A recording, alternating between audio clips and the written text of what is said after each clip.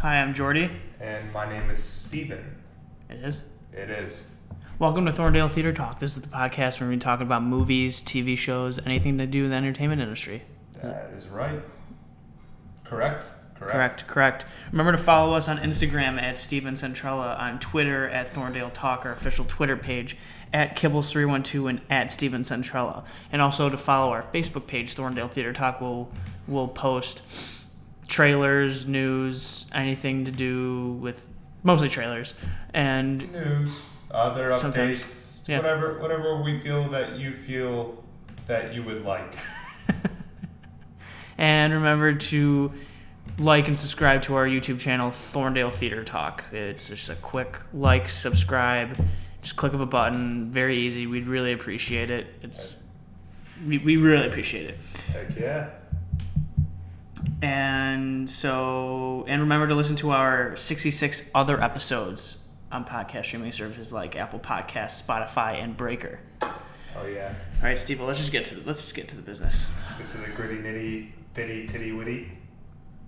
Do you just rhyme fitty with titty? And witty and nitty and ritty and kitty and snitty. Okay, so Steve, what movie was your movie of the week? My movie was Burn After Reading. It was the movie that's directed by the Coen brothers with Frances McDormand, Brad Pitt, John Malkovich, George Clooney, Richard Jenkins, J.K. Simmons, etc. Big cast. Yes. You know what? I think compared to the other Coen brothers movies, I know what you're gonna say. This one was not, I think, their best one. It was like bottom tier. Yeah, bottom tier. It was still funny. It was still good. I think overall the story was just blah. Right. Yeah, I agree. The story just it's even hard to describe what happened. It's John Malkovich's character worked for the CIA, and he kind of left something in the gym where Brad Pitt, Frances McDormand, and Richard Jenkins work, and then somehow is connected with George Clooney, who's involved with John Malkovich's wife, and he's being followed. It's just this weird, it's goofy CIA. Did you like Brad Pitt's character? Brad Pitt's character was right? Wasn't it funny? Good. I thought he was hilarious. But yeah, it was an interesting movie. But like I said, probably. But I still liked it. It's still a good movie. But if you're comparative, in my opinion, comparative to Coen Brothers is, I think, bottom. Yeah, but again, overall was worth watching. I just compared to other Coen Brothers movies. Right. Not the best, but still worth definitely watching. So I watched it on Amazon of the Prime of the Amazon. So yes, definitely give it a watch if you get a chance. It's still a good movie, like I said, still worth the watch. Just if you have a high expectation for Coen Brothers, maybe just dial it back a little. Just a tad bit. Tad. It's still good, though. Still good.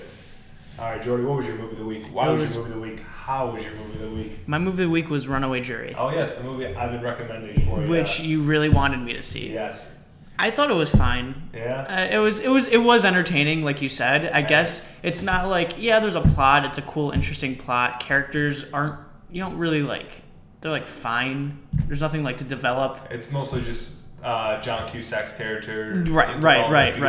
You're uncovering his background because you don't know anything about him. You slowly. Yeah, you're like, oh wow, you thought that he was just a jokester kind of a kind of thing, and then really he became an actual. Yeah, really, it's mostly just his character development. It is more than anything. It is. That's very true.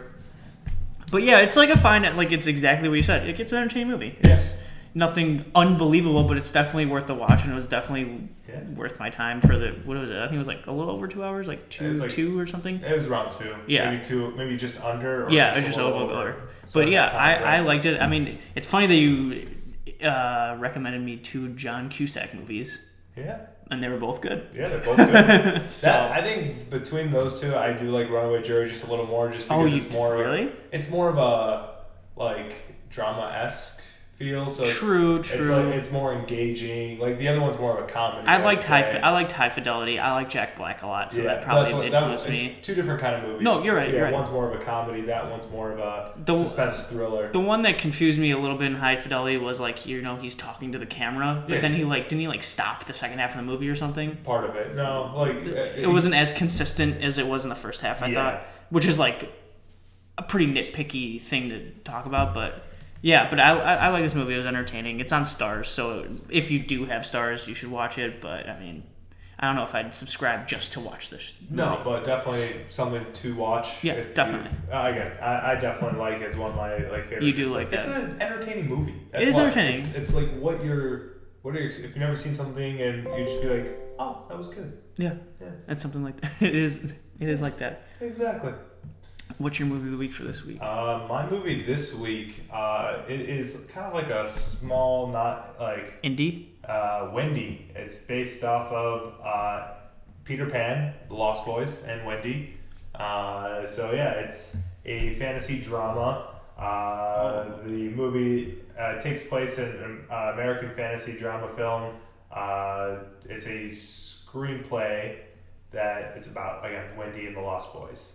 So very small, unnotable cast. It's very not a lot to this movie. So it's not high budgeted. it's a very So is it like an indie movie? It's like an independent film. Indie movie. Yeah. So it is on HBO Max.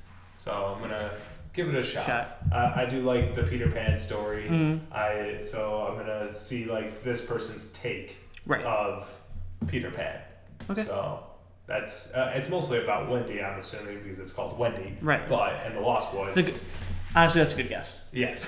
But it takes place again in Neverland, so that's why I'm gonna give this a shot. Like I said, big fan of Peter Pan growing up, so I want to see this different version. Right. Give it a shot. Makes sense. Yes. So that is my movie of the week. What is your movie of the week this week? My movie of the week this week is the one that I said I might watch but didn't. Luca, the Pixar movie about Does he play for the Dallas Mavericks? It's with a C. Oh, my bad. Luca with a K plays with the Dallas Mavericks. Oh, okay, my bad. Luca's I don't remember if I said what it was about, but it was about basically these two sea monsters that pretend that they're real people and then go into this town, and then it's about friendship, I think. Okay. But it's Pixar. I mean, I have to watch it. Yeah. I love Pixar. Give it a shot. So that's my movie of the week. Steve-O, let's get to Loki. We're going to get into Loki? Let's get into Loki. Let's get into Loki. I'm very interested in what you think. Yeah. In the meantime, that didn't work. So, before we get into Loki, spoilers. So, 1 Mississippi, 2 Mississippi. All right. So, my thoughts on Loki.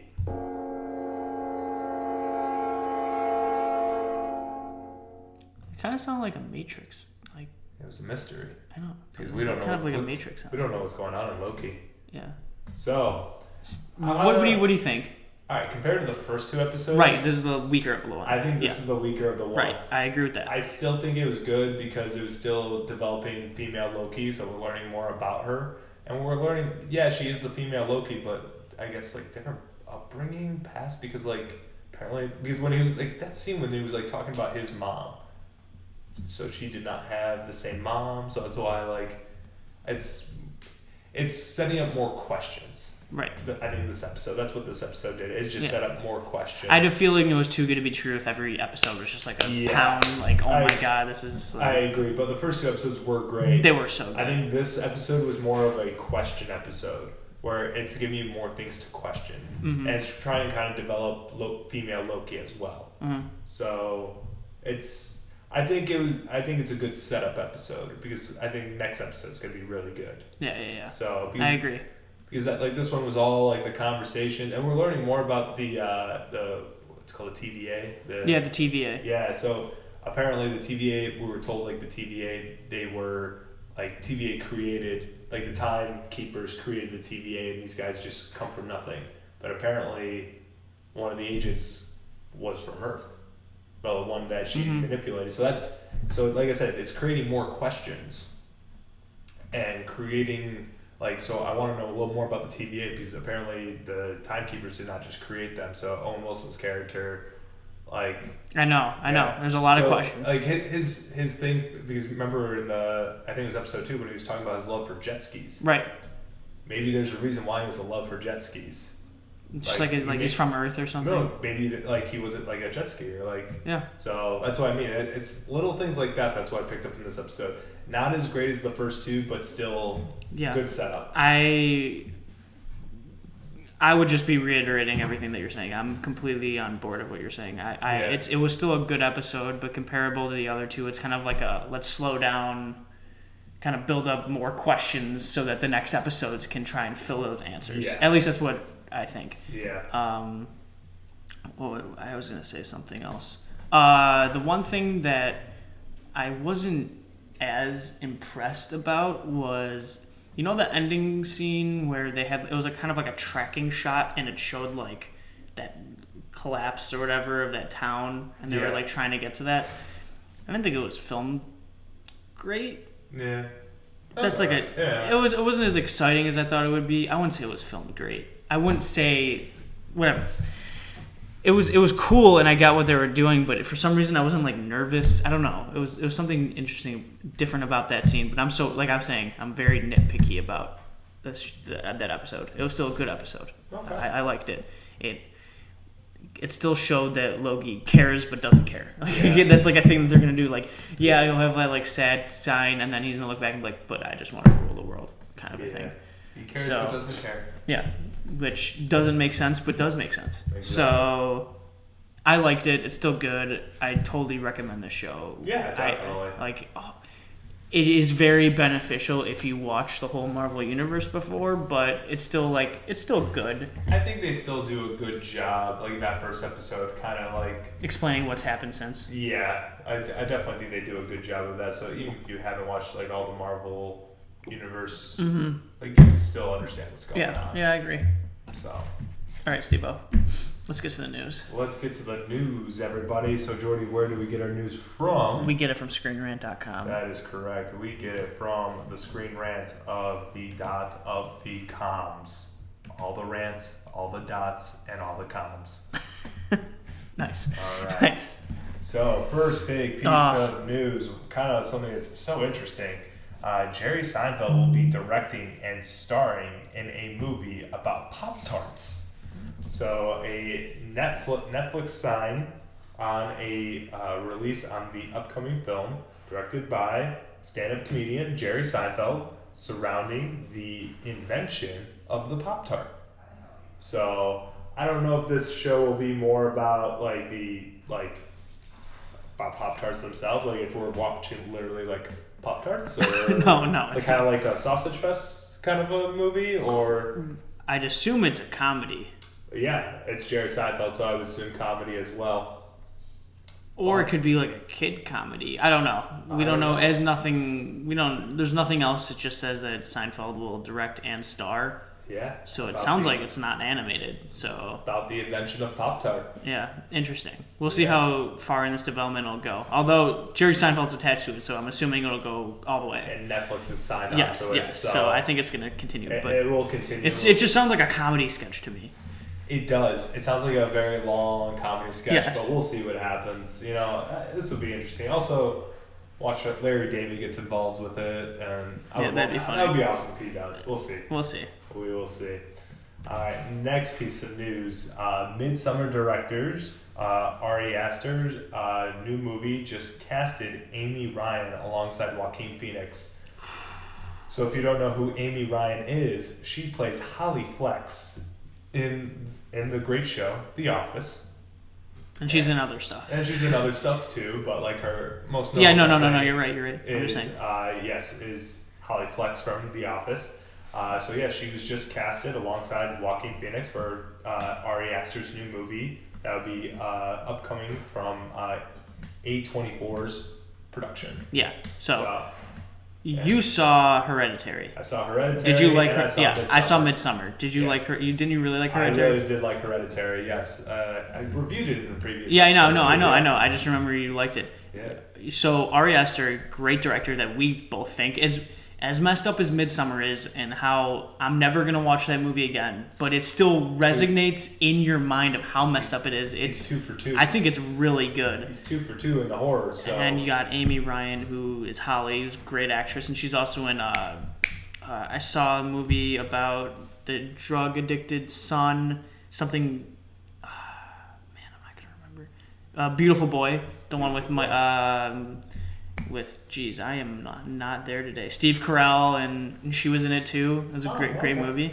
They played like husband and wife, which is funny. That's interesting. So and she was alongside with him again. Yeah, nice. That's funny. And Joaquin Phoenix, who we all know is an amazing actor. So I'm excited for this. That's all. And it's A24. A24. I'm just saying that the pieces of the puzzle are there. And good pieces. Good pieces. I'm very interested in Ari Aster's new movie. So. Well, next piece of news: Jake Gyllenhaal and Vanessa Kirby are starring in a survival thriller. Suddenly, so we all know who Jake Gyllenhaal is. Vanessa Kirby, I assume we all know who she is. Yeah, she was so good in that Pieces of a Woman, right? Yep. So good in that movie. Yeah, it's a survival thriller based upon the novel.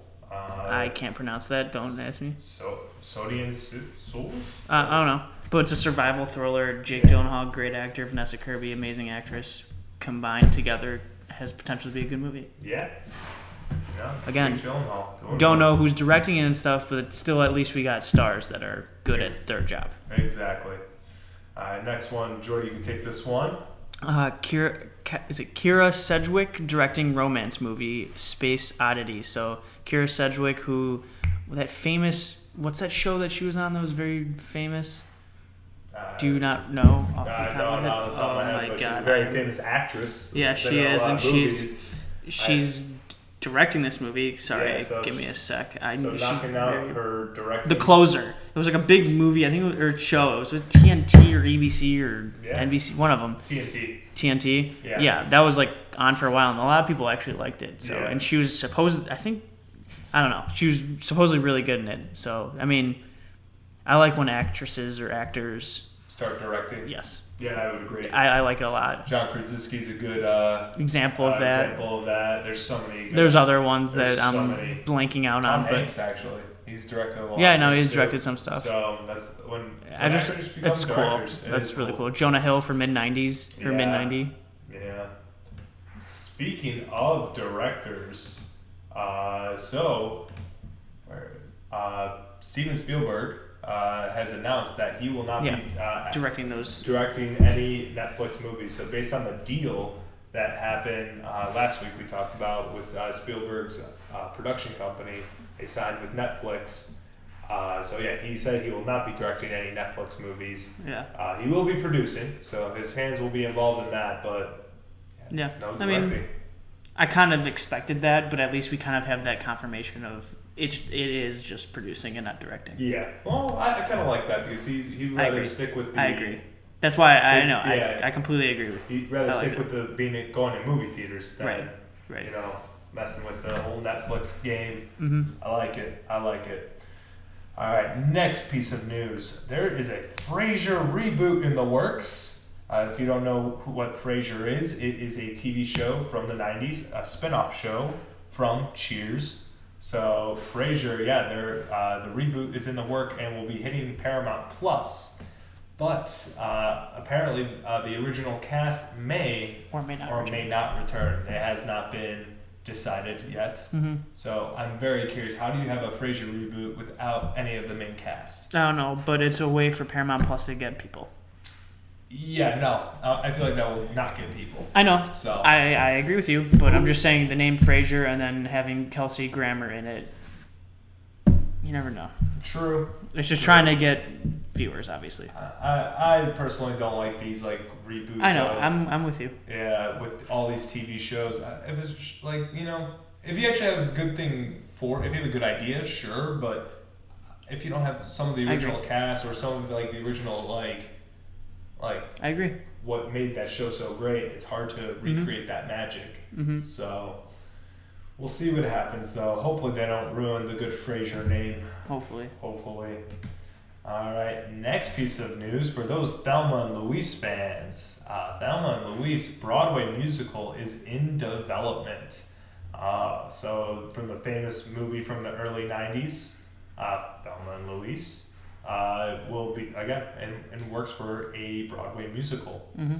And after it becomes a Broadway musical, they will make that Broadway musical into a movie. So it will be this is where I'm being sarcastic.